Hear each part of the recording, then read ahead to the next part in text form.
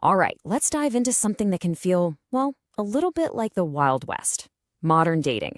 It can be confusing, frustrating, and honestly, kind of chaotic.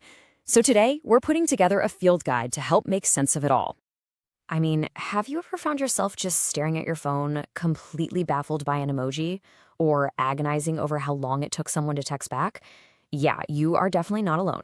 It really can feel like you're playing a game, but nobody ever handed you the rulebook. This is especially true if you're just trying to figure out your first big relationship in this new landscape. And here is the absolute most important thing I want you to take away right from the get-go.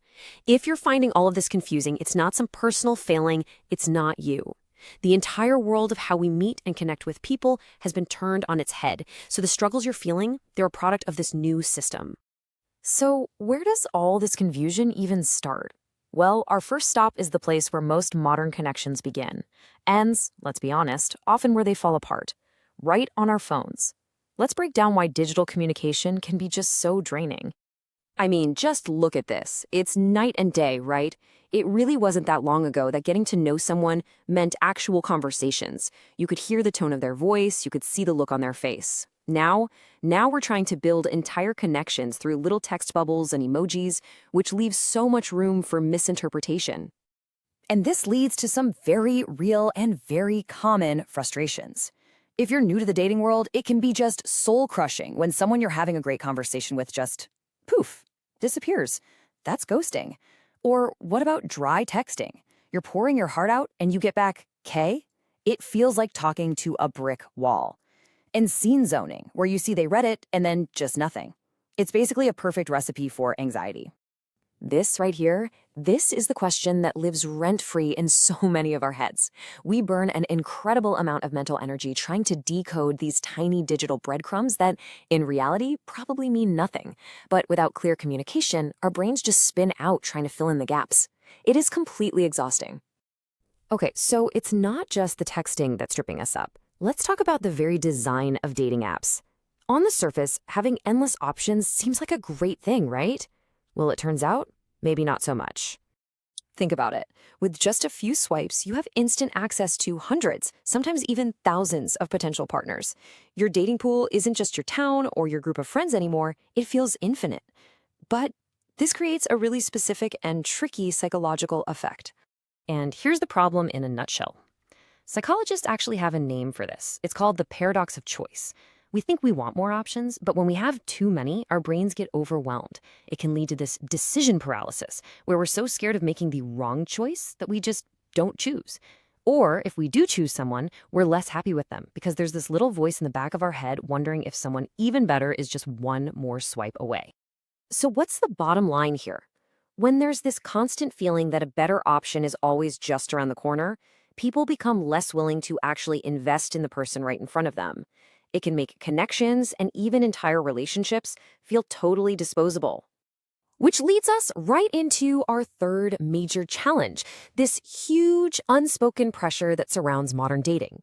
It's a pressure that's fed by social media and this weird modern fear of putting a label on things. You know the drill. You're just scrolling through your feed and it's everywhere. Picture perfect couples on some amazing vacation, these grand romantic gestures, constant posts about how in love they are. It's a highlight reel, and it creates this impossible standard that our messy real-life relationships can never ever live up to. It makes us feel like we have to perform our relationship for an audience. And our whole instant gratification culture has completely seeped into how we think about love. We want that movie moment, that instant spark, that immediate connection. But as you can see here, the things that actually build strong, lasting relationships are the total opposite.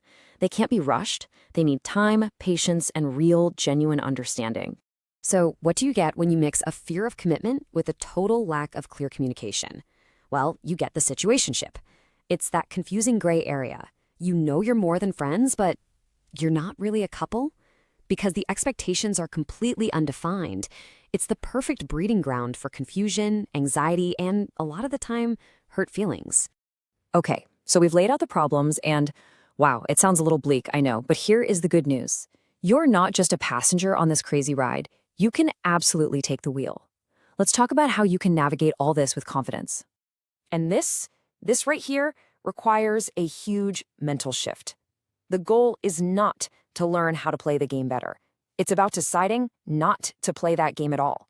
It's about stopping the obsession with mastering the system and instead focusing on how to find something real and genuine inside of it by being true to yourself. So here it is. This is your compass. 3 simple, powerful things to guide you. First, you have to know what you actually want. Are you looking for commitment, casual fun, honesty? Be clear with yourself first.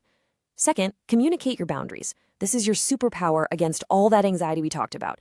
It's totally fine to say something like, hey, I'm not on my phone much during the day, so I can be a slow texter, but I'd love to actually call you tonight. See? That one sentence just erased hours of potential overthinking. And third, prioritize real connection. Make it a goal to move things from the phone to the real world, because that's where real bonds are built. When you boil it all down, this is the heart of it. Pretty much all the anxiety and confusion we've talked about comes from ambiguity, from not knowing. Being direct, being honest, being clear. Even when it feels a little vulnerable, that is the single most powerful tool you have. It's the antidote. So as we finish up our little field guide, I want to leave you with this question to chew on. The dating world might be a confusing system, but you have control over how you show up in it. Your needs can be crystal clear. So think about it. What's just one boundary, one small, clear thing you can decide on for yourself, starting right now to bring a little more clarity and a little more peace to your dating